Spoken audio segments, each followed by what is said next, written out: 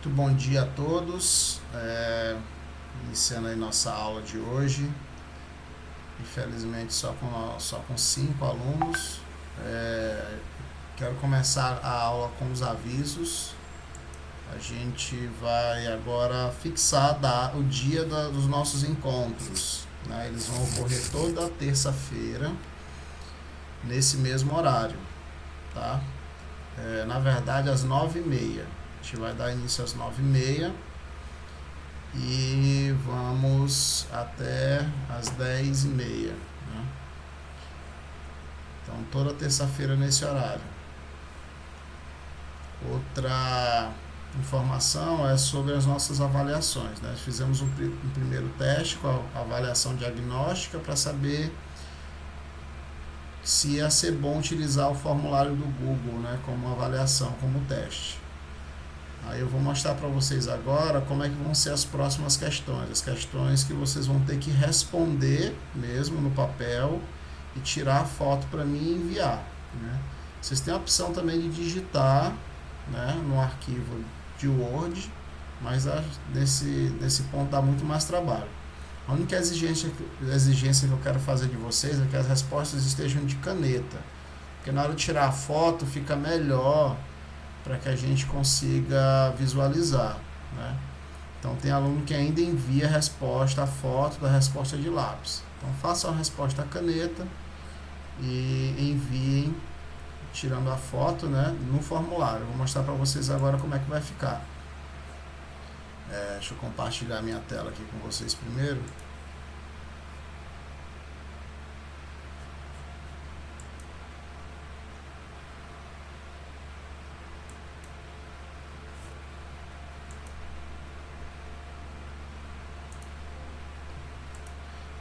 Pronto. Todos estão vendo o formulário? Esse aqui é o formulário que...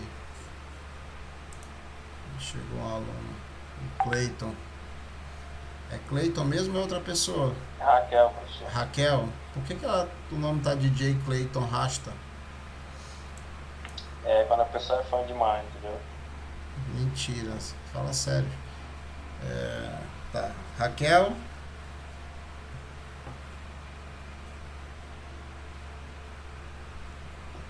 Oi, professor. Raquel, tu pode colocar o teu nome nesse login aí pra gente poder só te reconhecer, botar tua foto também, porque fica mais fácil na hora da gente conversar aqui, tá? 12h30. Peraí. Tá Tudo bom. bem. Não, pode ser pra próxima reunião, mas não esquece, tá? Ah, tá bom. Porque eu tenho que ficar perguntando toda vez quem é o DJ Cleiton Rasta, entendeu? Ai, tá É bom. só por isso mesmo. Nada contra o Cleiton, tá? Então aqui, acredito que vocês estão vendo, né, o formulário, né, esse aqui é o da o último formulário que a gente fez. Eu vou ver o outro. Aqui, uma avaliação que eu criei só para mostrar para vocês como é que vai ficar agora, né? Aí vocês vão colocar o nome, né, o e-mail. Acho que eu vou tirar essa aqui do e-mail porque o e-mail de vocês já vem. Aí vai ter a pergunta da turma de vocês, ou então nome e turma para vocês colocarem, né, do lado do outro. E perguntas do teste. Aí tem aqui a pergunta, por exemplo, questão EP21 na página 55. O que vocês vão fazer? Vocês vão pegar o livro de vocês, procurar a página 55 e ver a questão EP21. Aqui eu estou com o livro de vocês aberto. Então aqui, ó. Então vou lá na página 55, aqui, ó, né? E vejo a questão EP21. Pronto, a questão é essa. Vou responder essa questão, não precisa copiar a questão nem nada, tá? Respondo essa questão. E aí depois de responder ela, o que eu vou fazer? No papel, tiro uma foto, tá? E aí venho aqui, ó, tem aqui a opção, bem abaixo da questão EP21, tem a opção adicionar arquivo. Clico nessa opção, perdão, tem que botar aqui na forma que vocês vão ver. A resposta da questão tá lá para adicionar arquivo, bem aqui, ó. Então você clica nessa opção adicionar arquivo, Aí vou selecionar arquivo do seu dispositivo. Aí você vai lá na página que você salvou, né, a foto, ou no formato PDF ou no formato de imagem, tá? Foi os dois formatos que eu vou colocar para vocês poderem salvar. Peguei, escolhi a imagem, que seria a imagem da minha resposta. Clico em abrir. Rapidinho, filha. E aí clico em fazer o upload.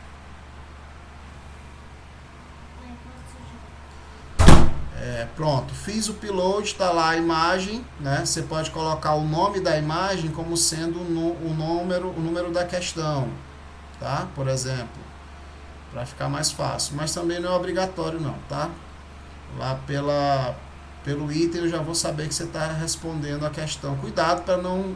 Isso é bom para vocês não confundirem também, né? Então você coloca o número da questão para que você não coloque a resposta de uma questão na pergunta da outra, né? Não sei se vocês estão me entendendo.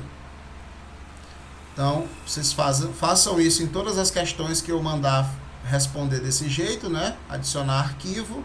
E aí, depois, no final, você clica em enviar. O bom do formulário desse jeito, da avaliação dessa forma, é que você não precisa mandar um e-mail para mim. Você não precisa estar com a internet ligada o tempo inteiro. Então, você pode ir em algum lugar para abrir o formulário, que você sabe que tem internet na casa de um vizinho, né?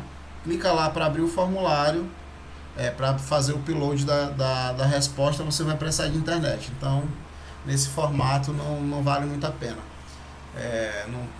Não é a mesma coisa, né? Mas você pode fazer o upload, por exemplo, abrir o questionário, se for um vizinho próximo, vai para casa, responde, né? E chega perto de onde o vizinho tem internet, né, só para fazer o upload das respostas e enviar o formulário, né? Então é uma forma mais interessante de você poder responder, né, para quem está com dificuldade de internet, certo? A gente vai fazer um teste nesse novo formato também na próxima avaliação, no próximo teste que eu vou mandar para vocês. E aí a gente vai estudar as dificuldades que vocês tiveram, tá? Os alunos que tiverem sem internet, né, você pode encaminhar ele lá para a direção da escola, que a gente vai estar repassando também para a direção da escola as atividades que forem entregues para vocês, tá? Para eles poderem ir lá e buscar, ok? Alguma dúvida? Não. Beleza. Não para todo mundo? Vou esperar 5 segundos para você dizer alguma coisa, se tiver dúvida. Não, nenhum. Beleza, então. Aí algumas perguntas eu vou pedir que você responda mesmo, teoricamente, aí você digita, né? Não copie e cola, por favor. A gente sabe quando você copia e cola, dá pra ver, tá na cara que a resposta não é de vocês, tá? Vocês vão poder ler, vocês vão poder pesquisar, mas construam a resposta, tá? Escrevam, né? Entendam o que está sendo dito e escrevam, tá? A gente vai começar... Eu não vou... eu ia trabalhar com vocês o teste que eu fiz, né? Para vocês. Não vou fazer isso na aula de hoje, porque muitos não responderam ainda.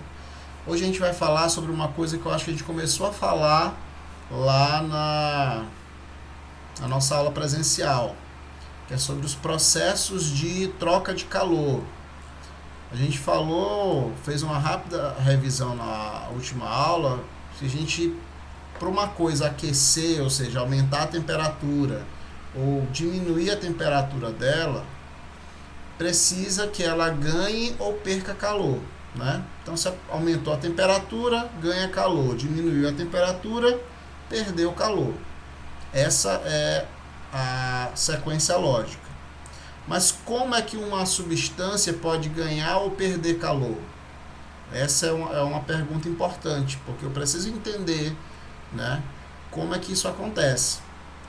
E se você for um pouco curioso, você já devia ter se perguntado, né? Como é que acontece isso? Como é que ela ganha e como é que ela perde calor?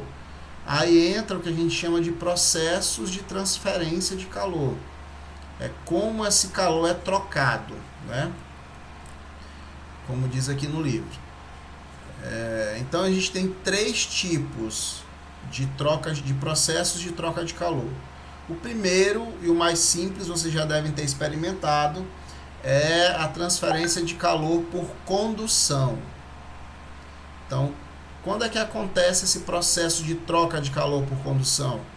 A condução ela acontece quando eu tenho contato entre um objeto que está com a temperatura mais alta com outro que está com a temperatura mais baixa.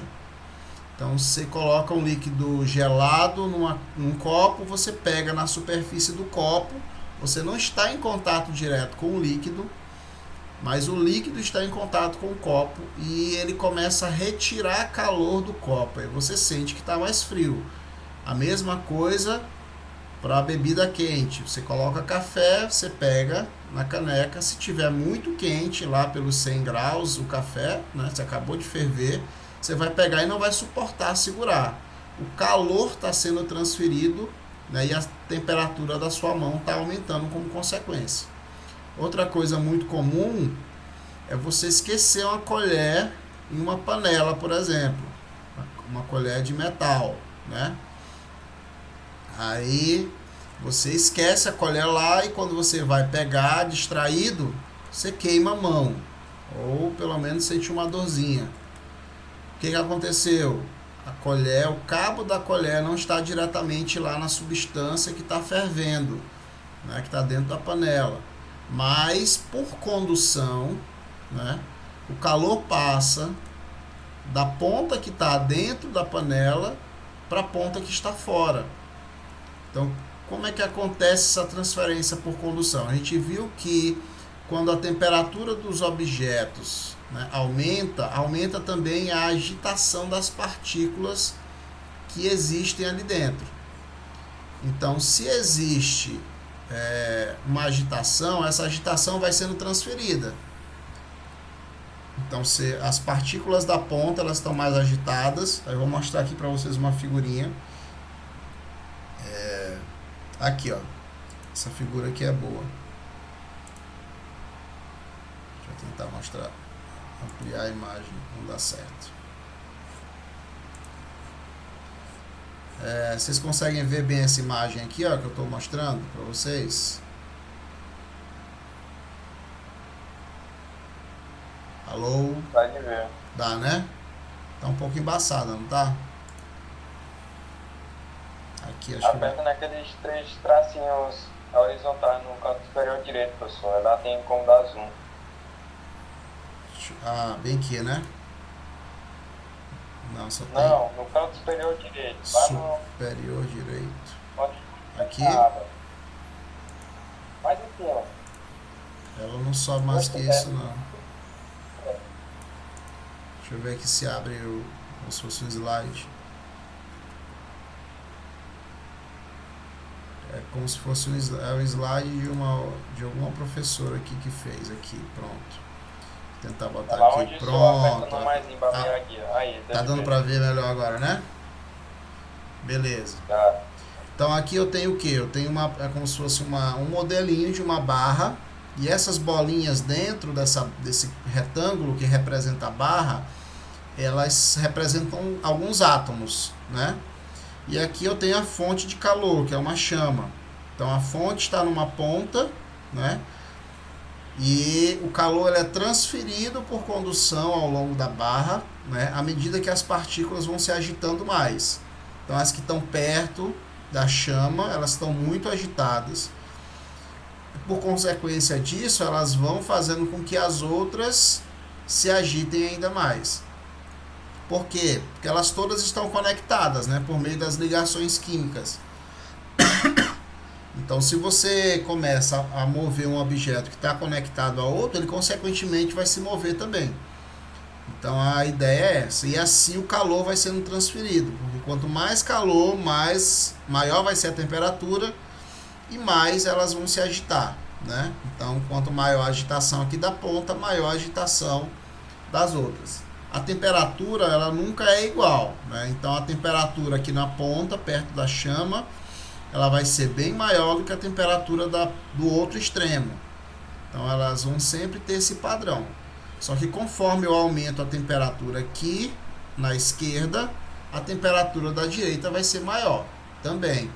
Se aqui for 100 graus, aqui pode estar nos 70, nos 80 graus, por exemplo. Aqui não vai chegar aos 100. Se essa ponta tiver a 100, a direita não vai chegar a 100, né? Mas a temperatura vai ser tão mais alta aqui quanto for mais alta nesse outro extremo. Então, assim que é transferido o calor por condução. Eu preciso de contato. Eu preciso encostar na superfície para que o calor seja transferido. Por isso que quando você encosta em uma superfície fria, você sente um pouco de dor. Quando o gelo encosta na sua pele, por exemplo. Quando alguém com a mão muito gelada encosta em você, pega no seu braço, né? Na região, em alguma outra região mais sensível, aí você acaba sentindo um desconforto, né? Parece dor, né? É a resposta do nosso organismo a essa queda brusca na temperatura, porque a temperatura está muito baixa.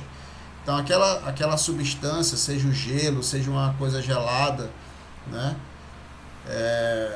Vai roubar calor muito rápido do seu corpo, da sua pele. E aí a resposta do organismo, do cérebro, que não sabe o que está acontecendo, e você também não sabe porque não está vendo, né? Você tem a resposta rápida de se esquivar, de sair dali, de puxar o braço, justamente para lhe proteger, né? É uma forma do corpo proteger a gente, né? Dessa mudança brusca que está acontecendo. E aí a gente sente dor, tá? Muito bem. Alguma dúvida até aqui? Esse é o nosso primeiro processo, é a condução. Deixa eu ver se ela fala aqui dos outros. Aqui. Segundo processo é a convecção. Aí tem um exemplo aqui da chaleira. Tá? Aqui a gente pode dizer que a gente tem os dois, né? Mas o foco aqui é a convecção, tá? Aqui eu tenho a chama, que é a nossa fonte de calor. Ela está aquecendo aqui a parte de baixo da chaleira. Aí o calor é transferido por condução, tá? Do metal da chaleira para a água que está dentro. Então a água não está em contato direto com a chama. Então o calor está sendo transferido por condução através da superfície metálica. Por isso é que a chaleira, os materiais que são usados para cozinhar, eles são metais, porque os metais são bons condutores de calor. Aí a gente pode falar, nesse aspecto da condução, existem os bons condutores e os maus condutores de calor. Um exemplo de bom condutor são os metais, alumínio, ferro e assim vai. É um bom condutor de calor. Um exemplo de mau condutor de calor é o papel, por exemplo. Por isso é que o pessoal que dorme na rua, em muitas situações eles usam papel para dormir, papelão. Não é só pela condição de não ter outra coisa também, né? Mas porque o papel é um bom isolante, né? Você nunca viu ninguém enrolar uma garrafa de água em jornal, por exemplo, antes de enrolar numa toalha para poder manter o calor, manter mais frio? Então, a condutividade térmica é uma grandeza física associada ao tipo do material. Cada material ele vai ter um valor de condutividade térmica. Então, concreto, materiais cerâmicos, né, como panela de barro, por exemplo, porcelana. Cada tipo de material, ferro, aço, cromo, zinco, latão, eles vão ter um valor de condutividade térmica. É uma constante, esse valor não muda, ele depende apenas do tipo de material, certo? A condutividade térmica é uma grandeza constante e muda de acordo com o tipo de material que a gente tem. voltando aqui para a convecção, então, a água começa a aquecer. E aí acontece um processo que é o seguinte: os materiais, as substâncias, a gente viu isso, né? A gente falou sobre isso, que é o processo de dilatação. Quando a gente aquece, a matéria, ela diminui, ela aumenta o seu volume, tá? Ela aumenta o seu volume à medida que a gente aquece. Existe uma grandeza que depende do volume, que a gente chama de densidade. Quando a gente aquece, se a gente aumenta o volume, consequentemente a gente diminui a densidade. Por quê? Porque a densidade dos materiais, a densidade de massa, como a gente diz, ela depende do volume. Com a seguinte fórmula: densidade, que está chamando aqui de D, né? Ou D maiúsculo ou D minúsculo, tanto faz. O mais comum é essa aqui, ó, é o ρ. Aqui.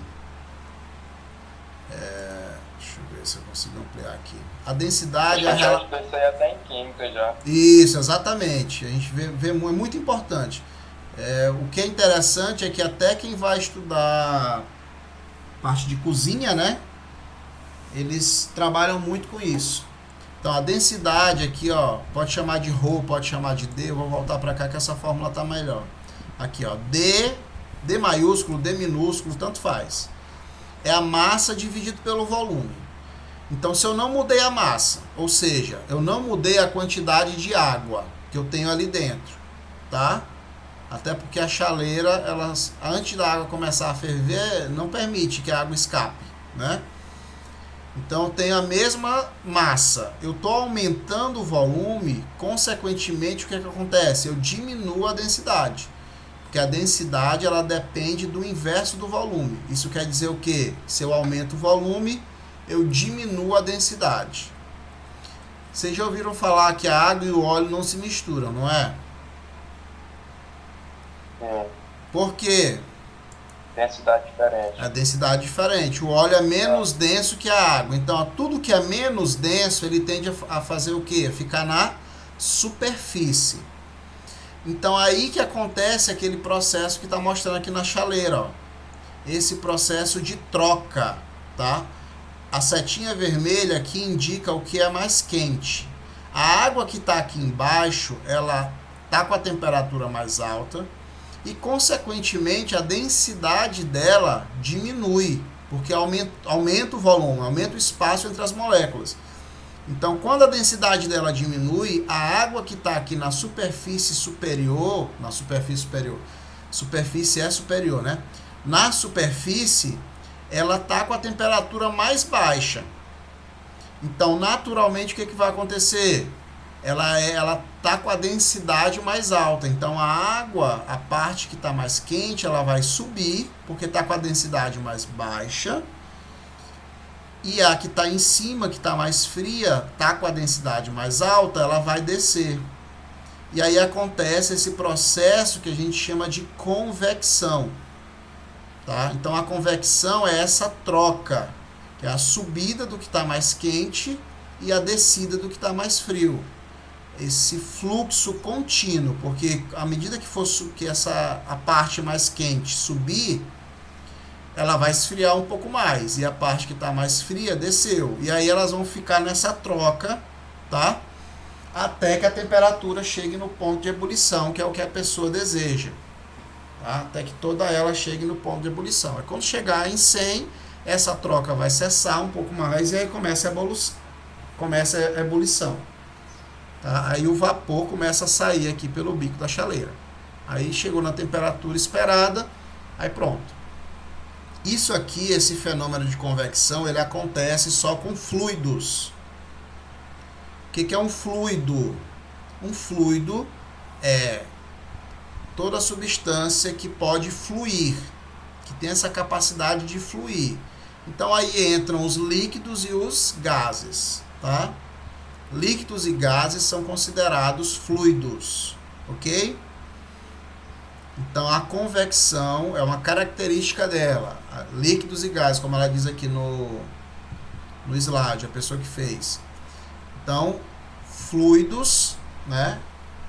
A convecção acontece em fluidos. A condução acontece em sólidos, tá? Isso aqui, a convecção é como se fosse a condução, tá? Dos sólidos. A convecção para os fluidos, no caso, tá? Mas a gente chama de convecção por conta desse fluxo que se estabelece, né, de subida e descida. Então, um exemplo prático é a instalação dos ar-condicionados, né, das centrais de ar, como vocês chamam aqui, Imperatriz. As centrais, elas são instaladas em cima, né? Por que elas são instaladas em cima? Porque o ar frio, a tendência dele é ir para baixo na sala. Deixa eu botar aqui, procurar uma figurinha.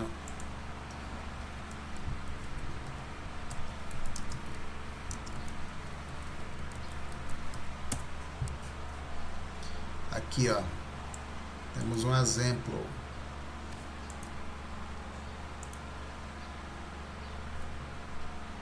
Tem vários exemplos aqui, tá? Vou pegar esse aqui e tentar ampliar.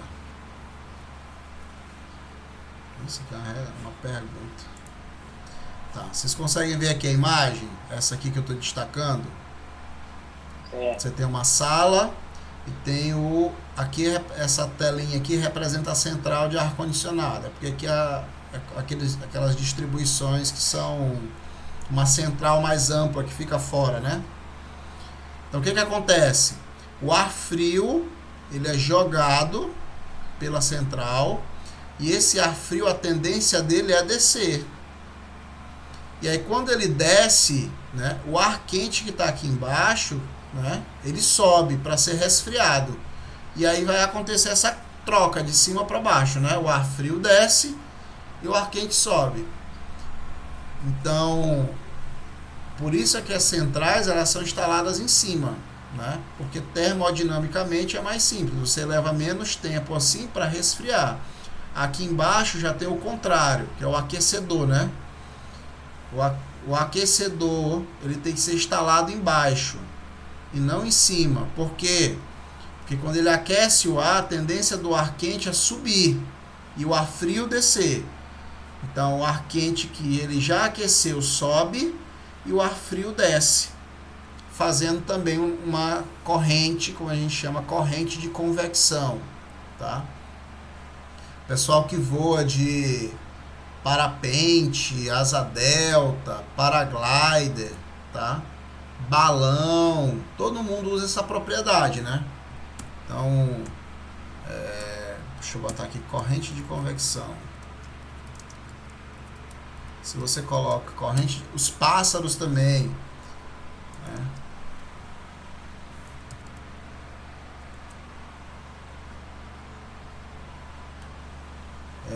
Eles usam isso. Aí você vê um pássaro planando, né? Ele só abre as asas e fica rodando, né? Ele está aproveitando ali uma corrente de convecção. Aqui é a imagem do pássaro que eu estava falando para vocês. Ó, o pássaro está aqui, ó. Só um minutinho, pessoal. Continuando, né? Então o pássaro aqui, ele está aproveitando esse ar quente que está subindo. Então ele para aqui, pega a corrente de convecção, ele sobe, e aí ele não tem que fazer tanta força para fazer essa subida. E depois desce, pega outra corrente, sobe mais um pouco, ok? Então o pessoal que plana, né, usa aqui, ó, o pessoal do parapente, paraglider aqui embaixo, ó, asa delta, usa a mesma coisa, né? Ele pega, aproveita uma corrente de convecção, sobe, para poder se sustentar um pouco mais no voo, já que não tem um motor. Aqui tem um exemplo de uma corrente de convecção, tá? Que pode ser aproveitada, por exemplo.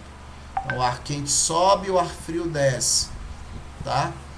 Os ventos que a gente sente também tem muito a ver com isso, né? O vento, o ar frio, às vezes passa uma rajada de vento, né? Tem a ver com proximidade com regiões montanhosas, mas também tem relação com essas correntes de convecção, tá? Perguntas até aqui?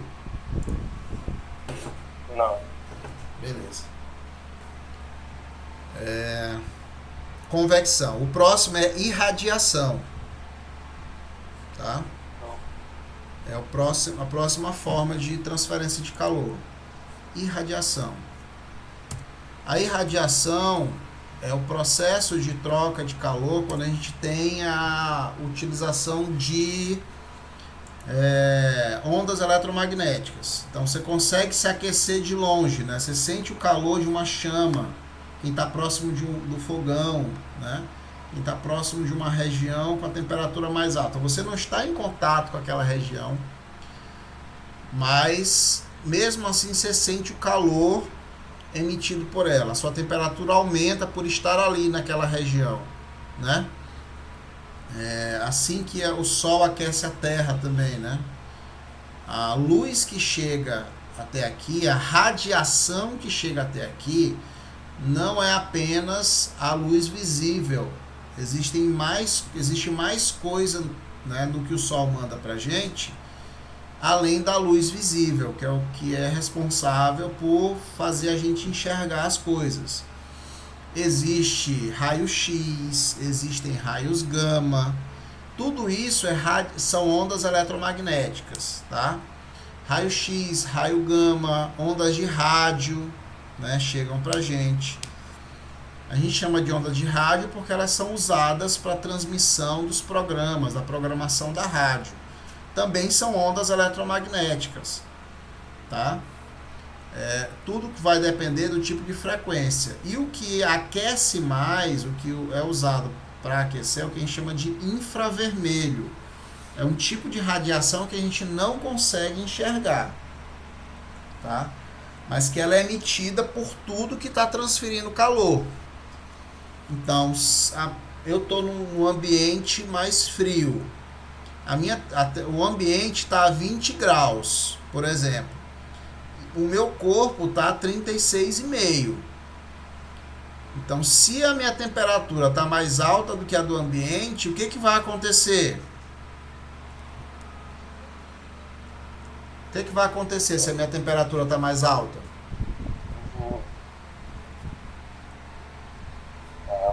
É isso aí. Fala. Vai haver troca de calor. Eu vou perder calor para o ambiente, né? O que a gente sente, que é a pele, né, arrepiada, por exemplo, né, o pelo que fica mais ouriçado, tudo isso é por conta da perca de calor.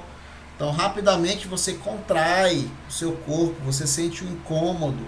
Isso é por quê? Porque você está perdendo calor para o ambiente. E essa perca de calor está acontecendo de todas as formas que a gente viu aqui, mas principalmente por condução, que é o contato da sua pele com o ar do ambiente mais frio, e por irradiação, né? Não é à toa que os óculos de visão noturna, as câmeras de visão noturna, conseguem fazer com que a gente visualize as coisas, mesmo quando não existe o que a gente chama de luz visível, né? Então, os óculos infravermelhos, o que eles enxergam?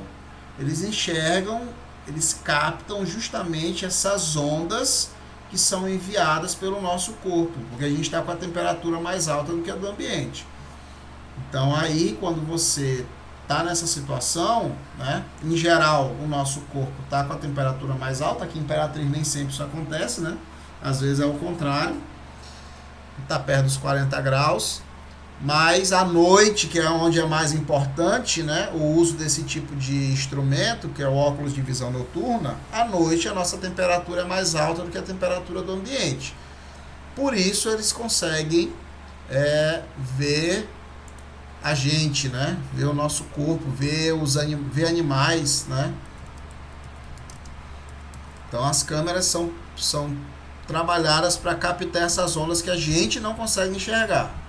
Tá? Então a gente não enxerga o infravermelho. Então aqui tem um videozinho, ó, mostrando um exemplo.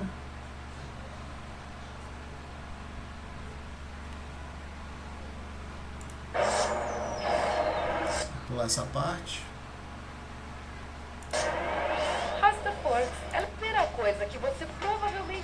pensa quando vê as palavras visão noturna em um filme de espiões ou de ação, no qual alguém coloca um par de óculos de visão noturna para encontrar outra pessoa em um prédio escuro? Será que isso realmente funciona na realidade? A resposta é sim. Com o equipamento de visão noturna apropriado, você pode ver uma pessoa a mais de 180 metros de distância em uma noite nublada e sem luar. E tudo isso graças à luz emitida por um objeto. Essa luz é a infravermelha, uma energia gerada por calor. Qualquer ser vivo utiliza energia, da mesma forma que muitas coisas inanimadas como motores e foguetes. O consumo de energia gera calor. O calor, por sua vez, faz com que os átomos do objeto liberem fótons no espectro infravermelho térmico. A visão noturna pode funcionar de duas maneiras bem diferentes, dependendo da tecnologia utilizada. A primeira é através de geração de imagens térmicas, que com bons dispositivos faz uma varredura em proporção de 30 vezes por segundo. Eles podem reconhecer temperaturas na faixa de menos 20 a 2000 graus Celsius e podem detectar normalmente mudanças de temperatura de cerca de 0,2 graus. Apesar da geração de imagens térmicas ser excelente para a detecção de pessoas ou para trabalhar quase que na mais completa escuridão, a maioria dos equipamentos de visão noturna usa tecnologia de otimização da imagem. Assista a última parte da reportagem e veja os tipos de equipamentos de visão noturna. Tá, essa parte não é importante para a gente. Então, a questão da visão noturna, né, ou da análise térmica, hoje em dia é muito utilizada para verificar a temperatura das pessoas por conta da pandemia, né? Vocês devem ter visto notícia de câmeras que estavam sendo instaladas nos aeroportos para saber qual é a temperatura da pessoa, né? Vocês viram? Pois é, então usa a mesma tecnologia, só que lá eles mostram, dependendo da temperatura, uma faixa diferente de cor, né? As cores laranja mais forte, né? Indo para o vermelho, são cores que indicam a temperatura mais alta. Então eles vão, o instrumento vai mostrando esse tipo de imagem como um retorno, né? E dá para saber qual é a temperatura da pessoa. A mesma coisa vale para esses termômetros que a pessoa não encosta na outra, tipo uma pistola, né? Eles usam a mesma tecnologia. Eles captam o infravermelho que a gente emite, né? E aí avalia a temperatura do nosso corpo a partir disso, né? Então, esses termômetros tipo pistola, né? Que parece uma pistolinha que aponta para a cabeça da gente, usa o infravermelho para poder fazer esse tipo de detecção. O infravermelho é muito importante em indústria, por exemplo, que o cara vai fundir, por exemplo, ferro, né? Ele não vai conseguir colocar um termômetro ali.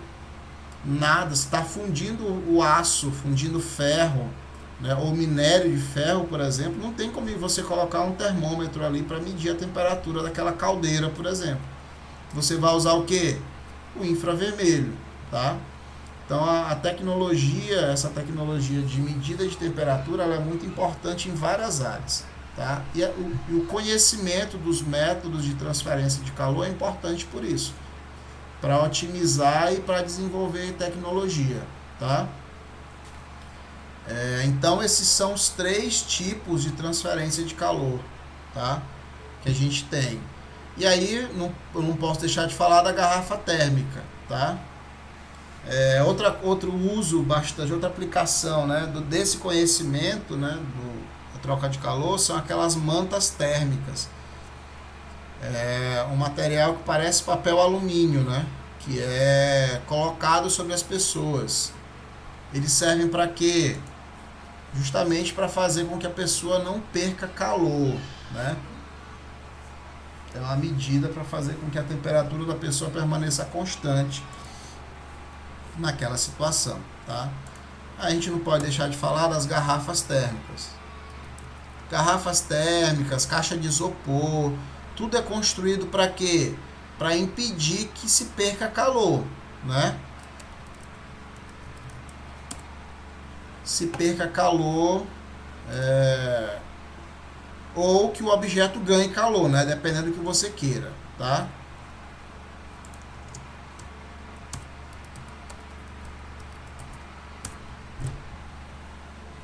Tá. Tem uma imagem aqui que fica boa. A garrafa térmica, o modelo mais tradicional, né? A garrafa de café, tá? O que acontece aqui? Eu tenho primeiro uma superfície plástica, né, por fora, tá? Que é a superfície da garrafa, como mostra aqui. Tem um espaço entre a superfície de plástico e o lugar onde o líquido fica, que é um recipiente de vidro, tá? Nesse espaço tem vácuo. Por que tem vácuo? Para impedir a condução, tá? Então, se tem a condução, uma das características dela é que eu preciso de contato, eu preciso de matéria, né? Se eu não tenho matéria, eu não tenho condução. Então, na garrafa térmica, né, essas padrões de café, por exemplo, elas usam esse recurso. Existe vácuo aqui dentro, tá? Não existe nada entre o líquido e a superfície que você toca a garrafa. Aqui dentro eu tenho um recipiente de vidro, né? O vidro tem baixa condutividade térmica. E aqui dentro eu tenho uma superfície uma superfície espelhada, tá? Então é um material que eles colocam parecido com o material que fica atrás dos espelhos. Para quê? Para impedir a transferência de calor por irradiação, que as ondas elas ficam refletindo no espelho, né? Vocês sabem que o espelho ele reflete, né? Então as ondas ficam refletindo no espelho porque elas conseguem atravessar a matéria, tá? Então existe uma perda muito pequena. Onda eletromagnética, ela dependendo do comprimento de onda que ela tem, ela consegue atravessar a matéria. A infravermelha consegue, tá? Então fica refletindo aqui, ó, para que não haja transferência. As ondas eletromagnéticas, elas não precisam de matéria para se propagar, na verdade. Elas não precisam de matéria, então elas passam aqui na região de vácuo. Então essa parte espelhada, ela serve para quê? Para impedir essa transferência por irradiação. Aí aqui embaixo é onde tem contato, tem que ser um apoio isolante. E aqui em cima também tem que ser isolante a tampa, né? Então a forma de perder calor mais rápido da garrafa, mais intensa, né?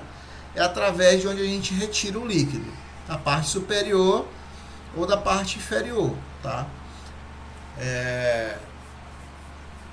Então é isso. Então é uma tecnologia que a gente usa muito para poder conservar a bebida ou quente ou fria. Nem toda garrafa térmica é assim, tá? Tem umas garrafas mais simples que elas não usam todo esse parâmetro, toda essa tecnologia. Usa uma coisa ou outra. Hoje em dia é muito comum as garrafas que tem ar entre o espaço onde fica o líquido e a superfície da garrafa. O ar também não é um condutor tão bom de calor. Então, isso acaba contribuindo para ter uma perda menor, tá? Então, esses são os 3 processos de transferência de calor. Na próxima aula, a gente vai falar a respeito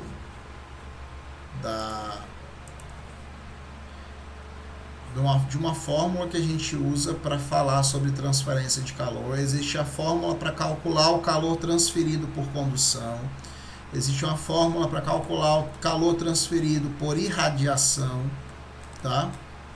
Por exemplo, a gente não faz muito uso porque normalmente as contas são um pouquinho mais complicadas. Aqui, por exemplo, ó, tem uma imagem, né, no livro de vocês que mostra a diferença entre as cores de onde está mais quente e onde está mais frio, né? As regiões mais quentes são amarela ou laranja, as mais frias são mais azuladas. Então assim você consegue saber onde é mais quente, onde é mais frio. E a questão da irradiação é trabalhada através dessa fórmula que é devida lá ao Stefan Boltzmann. Esse sigma é uma constante, isso aqui é a temperatura, esse T aqui é a temperatura, tá? É uma fórmula mais...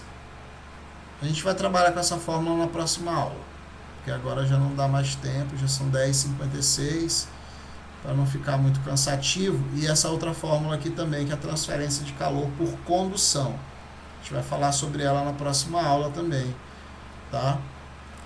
Então, se vocês quiserem já dar uma lida a respeito, vocês podem ver lá no livro de vocês, nas páginas 39, 40, né? 41 e pronto. 39, 40 e 41. Essa aula está sendo gravada, então eu vou deixar ela disponível no YouTube, né? Se vocês quiserem rever alguma coisa, tiverem alguma dúvida, eu vou encaminhar para vocês. Eu vou passar a atividade, continuar, né? A questão da atividade de revisão. Vou passar as questões sobre transferência de calor que a gente viu hoje, sobre cálculo de calor, né? Calor sensível, calor latente, tá? Vou deixar disponível para vocês essa semana ainda, para que vocês possam responder. Quem não respondeu a atividade ainda, responda, tá? Eu vou passar hoje também a atividade do segundo ano para quem perdeu, né? Alguém aqui está nessa condição? Eu não fiz nenhuma atividade, eu fiz só uma atividade até agora. Como é que tá a vida de vocês aí? Tem alguém assim? Ou não? Eu respondi praticamente todas. Eu acho que eu tô desse jeito aí. Tá desse jeito aí, Paulo, né? Beleza, então... também. Beleza, eu vou passar então essa atividade daquele jeito que eu falei para vocês, indicando a página e o número da questão do livro de vocês, para que vocês respondam, tá?